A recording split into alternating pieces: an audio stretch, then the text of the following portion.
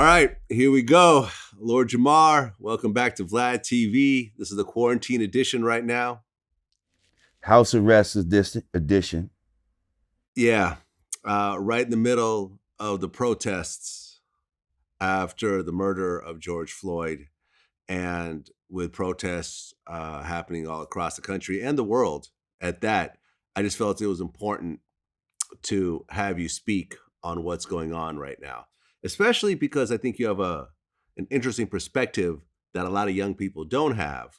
Because last August, we did an interview and you talked about how after the LA riots in the 90s, you felt that a Black revolution was possible. Now, here we are, 2020, roughly a little bit less than 30 years later, we have the same type of thing, although exaggerated, happening in different cities. Right. Happening all over the country. This is not the same type of thing, but go ahead, keep going. Well, tell me why you don't think it's the same type of thing. Well, first of all, I feel like in the 90s, what was going on was organic. And it actually came from the people. It was the frustration of the actual people that were living the bullshit from day to day. Rodney King was a final straw for Black people. And we organically, not in a way that was directed, we organically protested, rioted, whatever you want to call it, had an uprising, which again was organic from the people that were affected by it, which is why it was a predominantly Black movement. Fast forward to today's new movement that we have.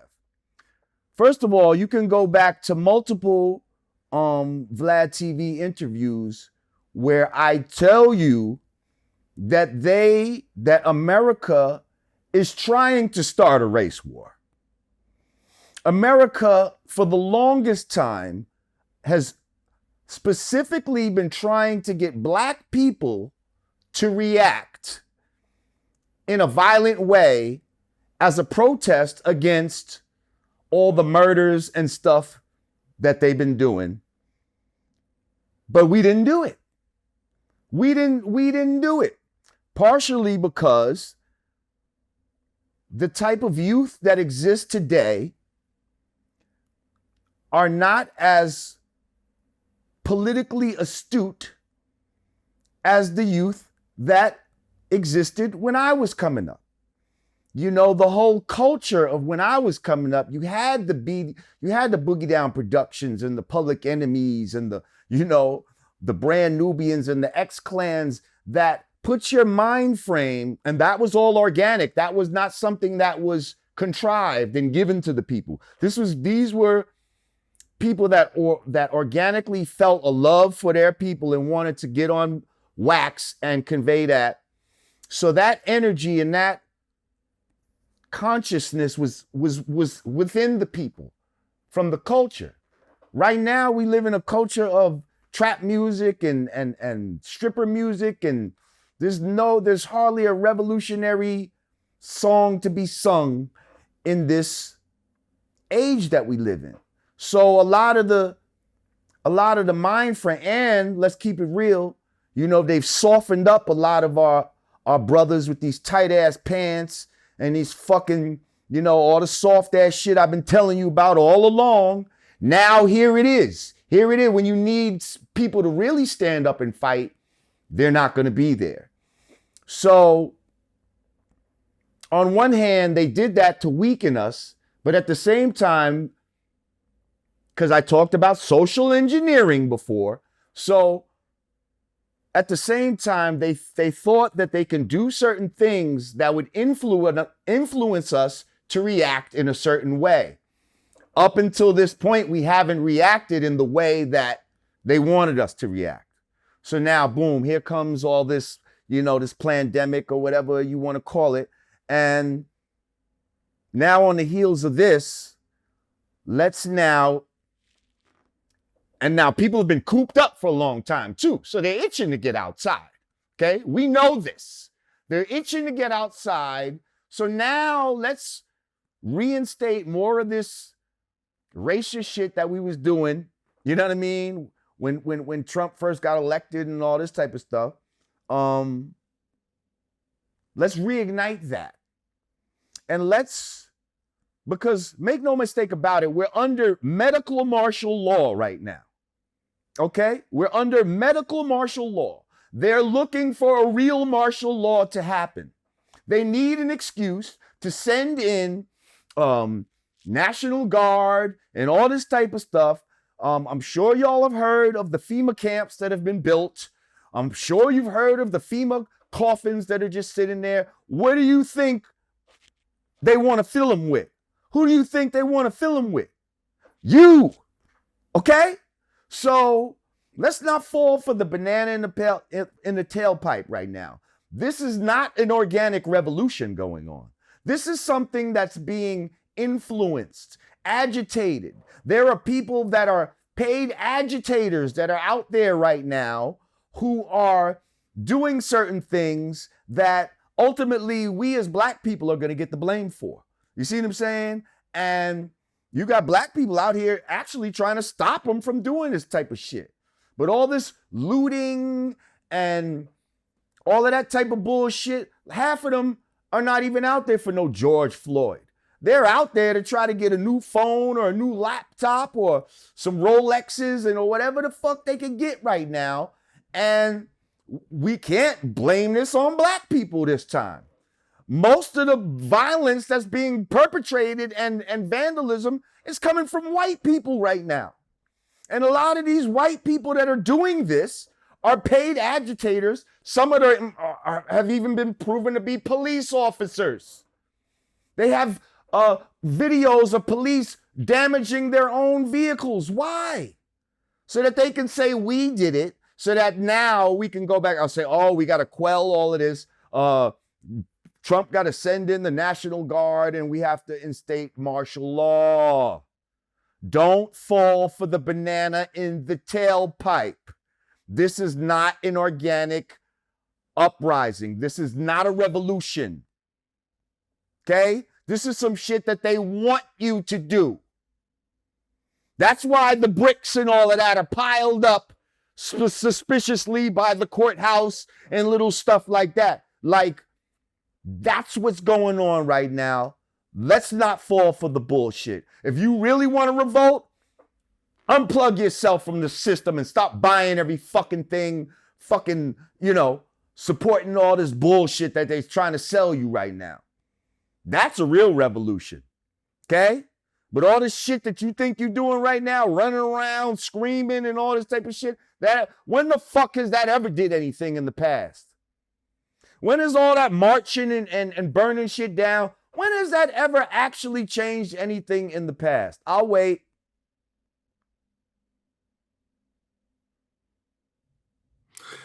Yeah.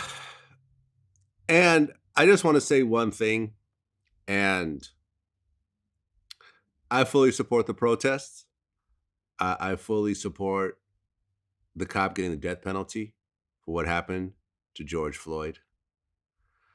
But in the anger of this moment, a lot of stores that are being looted and destroyed are small independent stores. Mm-hmm. Some of them black owned, some of them minority owned, female owned.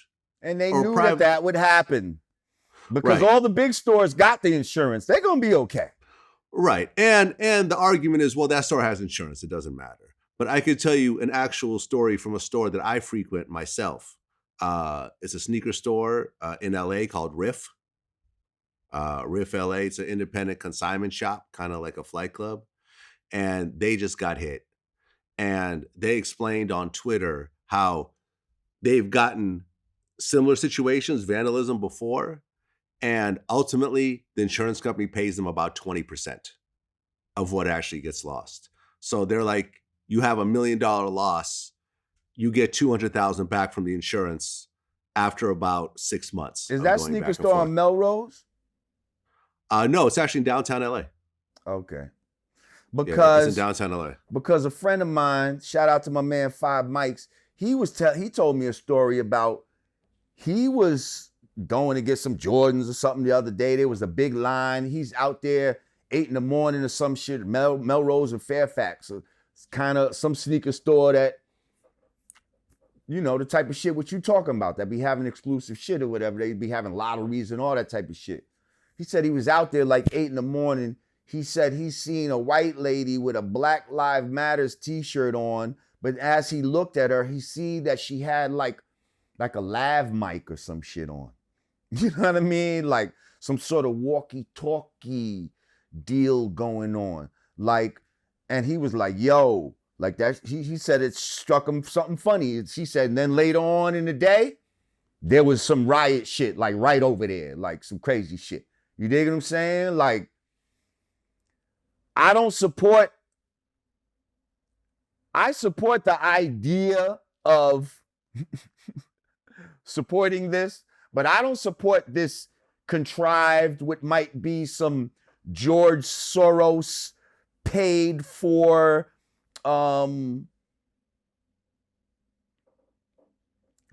whatever the fuck is going on right now. I'm telling you, this is not of the people. This is not organic of the people. This is something that they need to pass laws and for sound bites and for media and shit like that, to make it seem like shit is so crazy that, yo, we have to quell all of this shit. We're gonna have to. I'm telling you, Vlad, like, this is what they've been going for a long time. Like, I'm gonna even take it as far as, and I hinted at this before, it's to the point where I'm not, again, I don't even know if that shit even happened with George Floyd. Yes, I said it. Okay? Because the same way, remember they took that footage of me with the red shit and turned it blue, and man, bro, all the world's a stage and all the men and women merely players. That's not just some Shakespeare fly shit that he said. That's some real shit, bro. Do not trust everything that you think you saw, especially when certain people give it to you. Maybe it did happen. Maybe it didn't. I don't know. Well, I'm not going to co-sign that George Floyd is living in Argentina someplace. No, I'm not. You know, with a big payoff. Listen, that's not what I'm saying. Sometimes things that are planned can still have a real outcome, Vlad. So that's what you have to stand. Like, don't get it twisted. I'm not saying that he might be paid off on an island somewhere, although he could be. I'm saying they could have really killed him, but at the same time, this could have been something that was staged. That's all that I'm saying. Like, first of all, they say that these two dudes worked together at a club for like mad years as bouncers. If a motherfucker was on your neck about to kill you and you know this motherfucker, wouldn't you be like, yo, Derek, get the fuck off me? Like, I'd be saying his fucking name. Yo, fuck off me, Derek. Like, huh? All you gonna say is I can't breathe I don't know, man. I'm telling you, don't take nothing on face value. That's all I can say, people. Because the people that's giving it to you, again, can't be trusted. Do not trust the untrustworthy. Well, time will tell. Usually things that are in the dark come out to light eventually. Oh, yeah. And we will see how this thing plays out.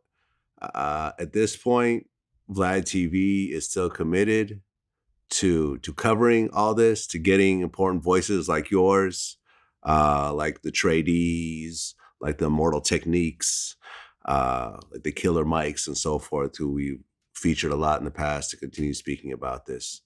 And hopefully there will be some long-term positive changes in the future from this. Well, again, you say long-term changes, positive changes.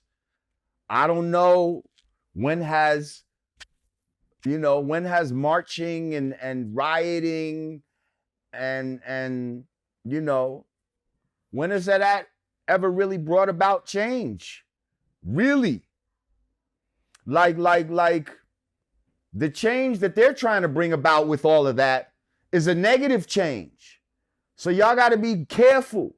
The change, the long-lasting change that they want is martial law, is totalitarian government. And let me just say that the word government, govern means control, and ment is the mind, is the mentality. Control the mind, govern the ment, control the mentality. That's what your government is here to do. That's what they're doing with the media. That's what they're doing with a lot of images that they give you. And I'm just saying, don't take nothing on face value, including the fact that these riots or whatever, whatever's going on out there right now, do not take on face value that this is the actual people doing this. Okay? Because you always got to trace who got the most to gain when certain things happen. And when you look at all of this, the climate that we're in right now with all the, being scared of people coughing and blah, blah, blah, blah, blah. And now all these uprisings, these riots, the ones that really benefit from this is the people that you act like you got a problem with. So be careful. Yeah. Social engineering is real. Yeah, and the stock market is actually up today through all this. Yeah. Through all of that. Through all this. Yeah, Lord Jamar, always a pleasure. Be safe out there. Until next time. You too, Vlad. Peace. Peace.